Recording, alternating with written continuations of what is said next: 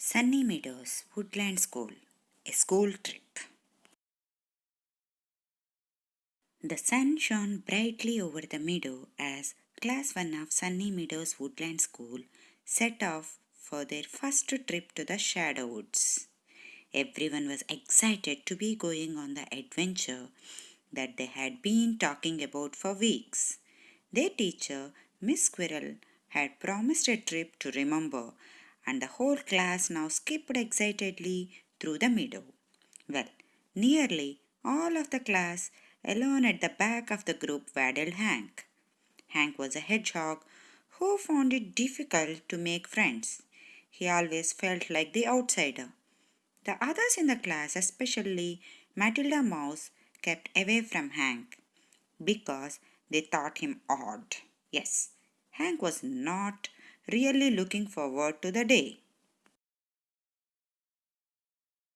The journey to the Shadow Woods was longer than expected because Mr. Mole's tunnel train was broken. Indeed, Mr. Mole was there waving them off before he got back to work.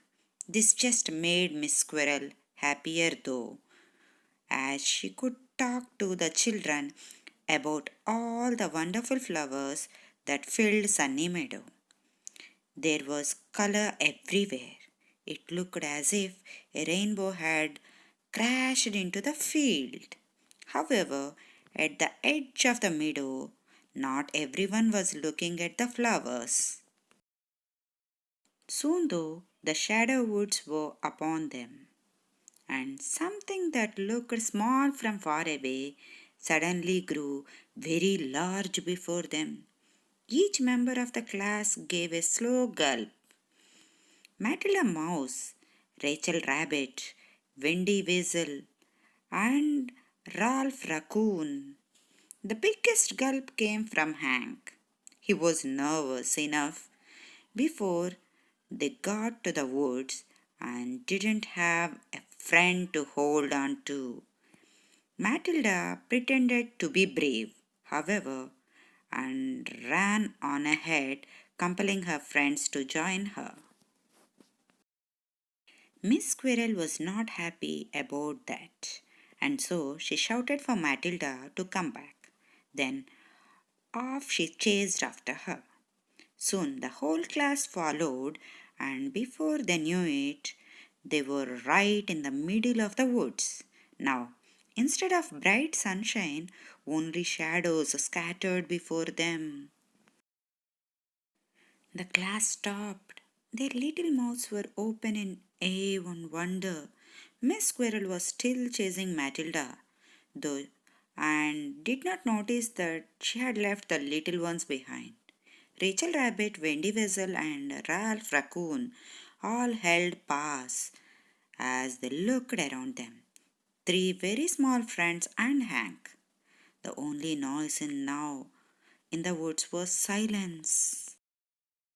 Suddenly everyone got a fright as behind them Matilda Mouse jumped from behind a berry bush and shouted "Boo!"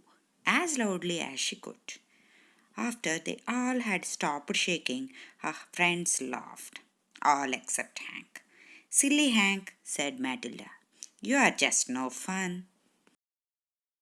However, before Hank could reply, another noise made everyone turn around. This time, though, there was no boo of surprise and no laughter afterwards because there before the class was a very large and very hungry snake, his magical eyes twinkling with delight as his tongue spiked forward. Lunchtime, said the snake. It was at this point that the class realized that Miss Squirrel had not returned from chasing Matilda. The class was alone. Squeaks of fright squeezed out of the little animals' mouths. Matilda and her friends all hugged each other, fearing that this was the end. Suddenly, though, Hank was scared no more. He found a way to save the class. He knew just what he had to do. "Quick, everyone, down this hole!" he shouted, as he pointed to a hole under a hanging chestnut tree. The animals stared at him and then jumped down the hole.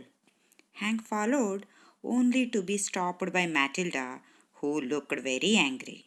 Hank, we are trapped now, you foolish hog.